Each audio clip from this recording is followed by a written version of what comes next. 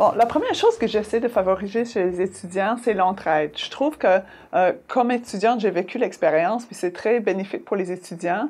C'est de créer une ambiance où les étudiants s'entraident, puis qui viennent me voir au besoin, puis qu'on discute beaucoup ensemble. Alors, ce que je fais, c'est que chaque étudiant, je le jumelle avec un autre étudiant qui est plus senior. Pour moi, l'important, c'est l'équipe.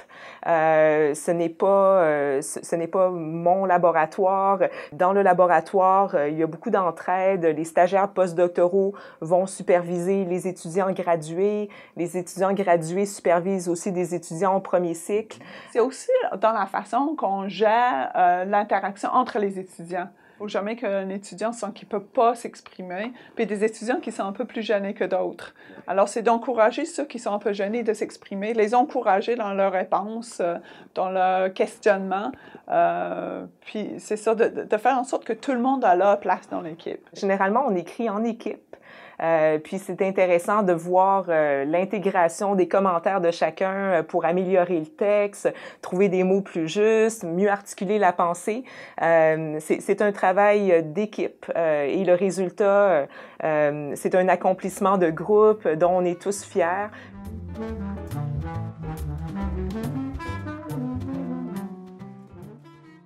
La première chose, c'est vraiment de préciser nos attentes, c'est-à-dire nos attentes en tant que professeur et quelles sont aussi les attentes de l'étudiant.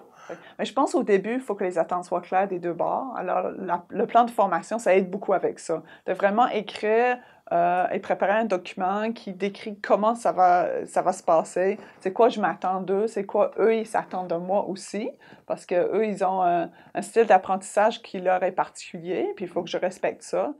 Je leur parle de mon type de supervision et je les invite aussi à rencontrer et discuter avec les autres étudiants pour avoir leurs commentaires et s'assurer que ça va être un environnement où ils vont pouvoir s'épanouir.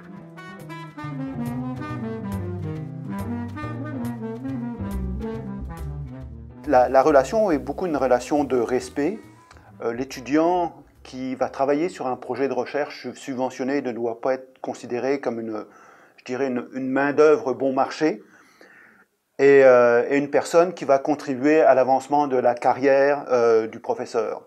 Dans ce cadre-là, il faut vraiment favoriser une relation apprenant-mentor. La relation va évoluer au cours du temps. Elle est vraiment au début du type, apprenant-mentor. Puis elle va évoluer tranquillement vers plus un collaborateur, un membre de l'équipe à part entière qui va acquérir de l'autonomie. Lorsque je rencontre pour la première fois un étudiant, outre son aisance à communiquer, sa motivation, la passion qu'il va me montrer pour nos travaux, c'est la confiance qui est extrêmement importante pour moi. C'est extrêmement difficile ce qu'on a à faire parce qu'on doit travailler fort, faire beaucoup d'efforts, mais si on a confiance l'un en l'autre, ben, on va pouvoir s'aider et passer au travers. C'est important d'être à l'écoute de l'étudiant sur le plan scientifique, donc tenir compte de leurs idées, je dirais, mais aussi un peu aussi sur le plan personnel, de leur bien-être. Ça ne veut pas dire pour autant qu'on doit être leur ami Facebook, là, parce qu'il faut quand même maintenir une certaine distance. S'il y a des échanges entre l'étudiant et le professeur, ça va aider à cette relation de confiance. S'il y a des tensions, ben, faut poser les bonnes questions, savoir pourquoi, qu'est-ce qui fonctionne pas, s'il y a une mauvaise compréhension. Le tout est dans l'art de la communication.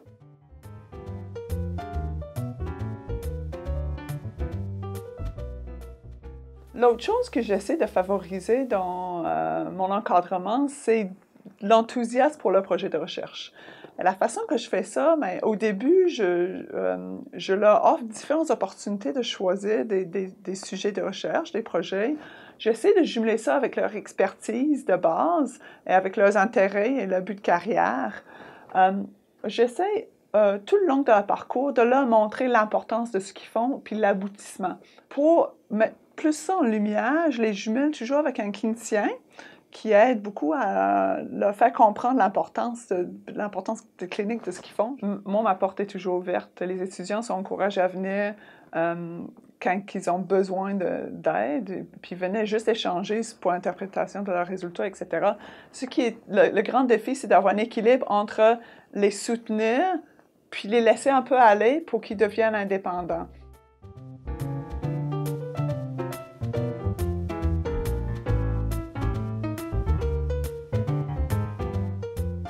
Le premier élément que je pense qui est vraiment important dans une situation d'étudiant superviseur, c'est vraiment la motivation.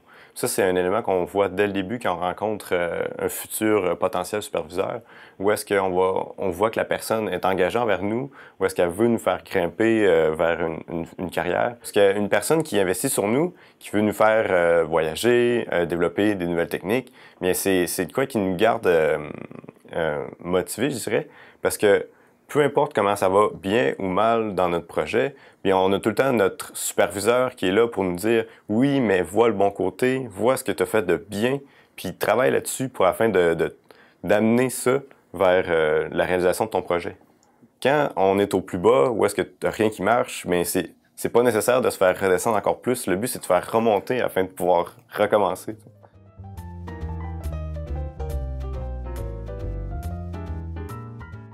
Je crois que la disponibilité, c'est quelque chose qui est important. Où est-ce que si j'ai besoin de ma superviseure, ben j'y envoie un email, j'y propose une rencontre, puis même si elle a un horaire chargé, elle a beaucoup d'étudiants, bien elle va être là pour m'écouter.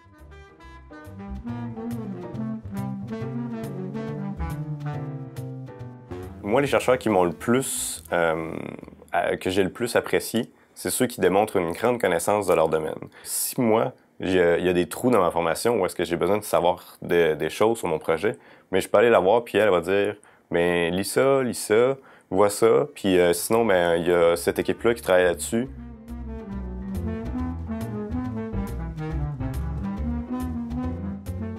L'honnêteté est vraiment importante, je crois, dans une relation d'étudiant-chercheur, parce que il faut que toi, tu sois honnête envers tes capacités et tes limites, puis ton chercheur doit te dire quand c'est bien, quand c'est pas bon. Parce que quand c'est pas bon, tu peux pas continuer un an sur cette lancée-là en disant « Ah, c'est correct, tu sais, je vais continuer puis ça va marcher. » Non, il faut vraiment que tu tranches. Ben ça marche pas. Il faut que tu te réalignes pour avoir la bonne direction avant de progresser.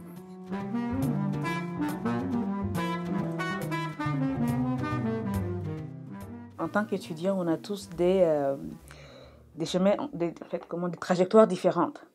Et l'un des éléments principaux que moi je dirais vraiment qui a favorisé mon intégration et facilité ma relation avec ma superviseure actuelle, c'est le choix.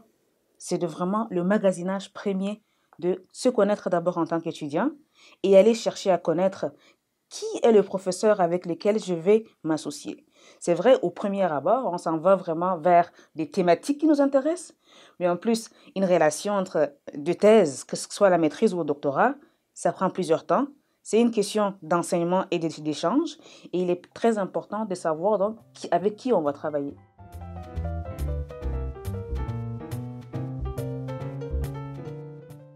Moi, je vois le rôle de notre superviseur comme un modèle. C'est vraiment ce guide, cet enseignant, quelque part, en fait, cet ami, mais aussi c'est la première personne qui établit les standards. Donc, c'est notre premier critique aussi.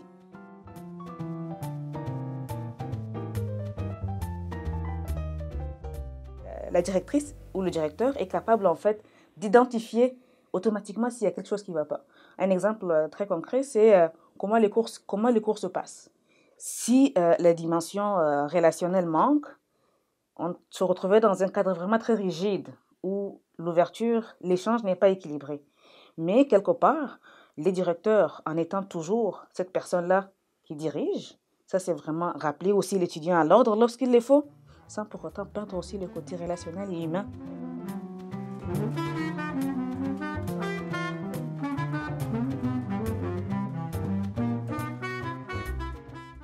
Comme je le mentionne lors de l'accueil, quand les nouveaux étudiants arrivent au niveau des études supérieures, maîtrise, doctorat, on est ici pour les aider à répondre à leur aspiration de carrière.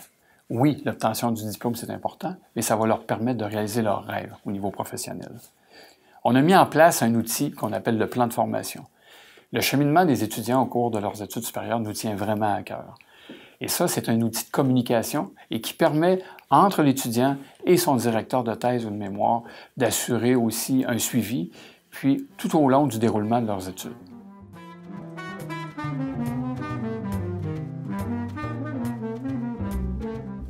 Je pense que le mot-clé, c'est de définir les attentes.